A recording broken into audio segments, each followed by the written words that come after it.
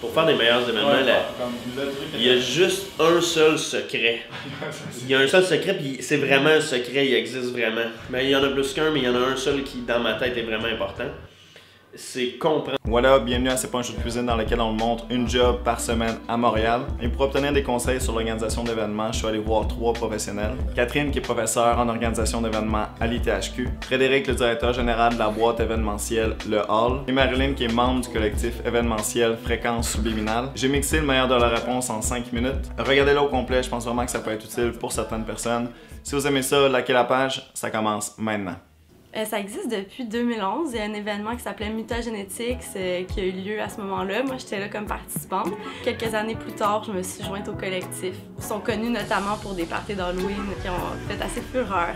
Je dirais que la première affaire qui est importante pour moi, ça a été de le faire, de dire je le fais. On fait nos événements, mais on contribue à beaucoup d'autres événements. Donc, les gens vont faire appel à nous de la scène de musique électronique, un peu underground. Il y a beaucoup de gens qui se posent la question de dire « Ah, par où je commence? » Généralement, c'est de commencer. L'important, c'est pas de par où commencer, mais c'est une fois qu'on l'a fait, une fois on sait qu'on ne veut pas refaire ça ou qu'on veut refaire ça. Pour qu'on fasse de la décoration, pour qu'on fasse des petits bars de rafraîchissement. Mais la première fois que j'ai dit avec mon partenaire du temps, Benoît Trottier, on organise un spectacle, on a loué un petit bar, on a invité des groupes, on l'a fait. Et on s'est dit ça, c'est le fun à faire, je veux en faire une carrière. Essayer, ça veut pas dire que tu vas faire ça toute ta vie, ça veut pas dire que tu vas aimer ça comme tu pensais que tu aimais ça. Ça veut surtout dire que tu te donnes la chance d'aller toucher à quelque chose, puis de mettre cet outil-là comme un autre outil dans ta boîte à toi. On a des prix vraiment réduits dans les premiers billets, comme ça nous permet d'avoir un petit cash down pour payer notre salle, des choses comme ça, commencer à investir un peu dans le matériel pour la déco et tout ça.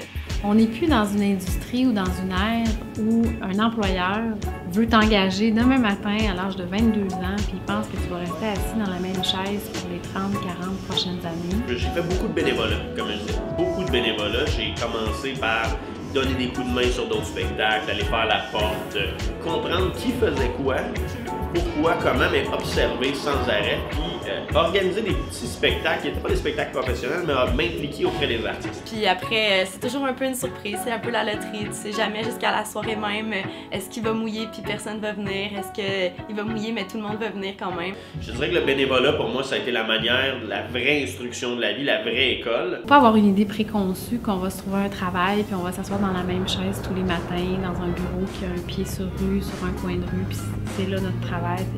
Je pense que de pouvoir aller vers des associations, des organisations qui génèrent des choses. L'événement qui s'en vient à Pâques, c'est le 16 avril, on y va, tu vois, on est téméraires, on fait ça le dimanche de Pâques. Donc l'événement s'appelle Résurrection. On va faire de nous un meilleur organisateur d'événements parce qu'on va constituer notre expérience avec plusieurs points de vue, plusieurs angles. Là, ça va être thématique un peu éclectique, Pâques, printanière, le renouveau, l'arrivée. Tu sais, j'aimerais ça y aller dans le végétal un peu. Les stéréotypes sont évidents parce que notre rôle est de promouvoir un événement pour que ça ait l'air gros, que ça ait l'air génial.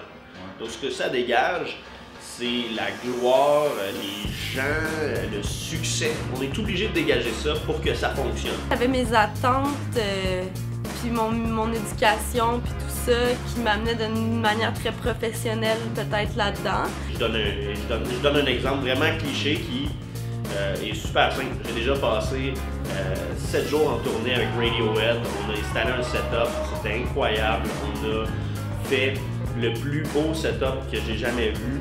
Tandis que c'est beaucoup dans la confiance, dans le fond. La confiance est super importante, c'est le pilier de tout. Là, on fait « Wow, c'est malade, tout le monde veut faire ça ». La réalité, c'est que je travaillais 24 heures. La seule chose que je faisais, c'était couper des fils.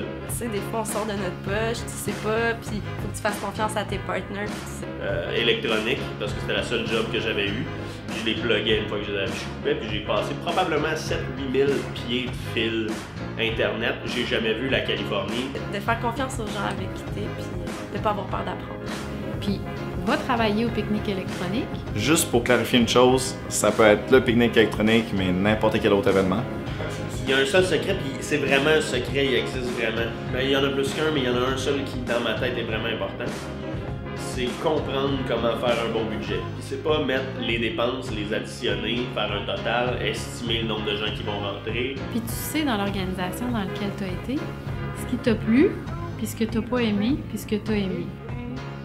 Bien gérer, avec peu de risques, puis d'être intelligent, puis de l'essayer, puis à chaque fois que tu recommences un nouvel événement, tu refais un budget et tu réfléchis qu'est-ce qui n'a pas fonctionné. La journée qu'on maîtrise l'art du budget, tout fonctionne. Parce que les meilleurs événements du monde ne sont pas les plus rentables, sauf que les plus rentables reviennent chaque année.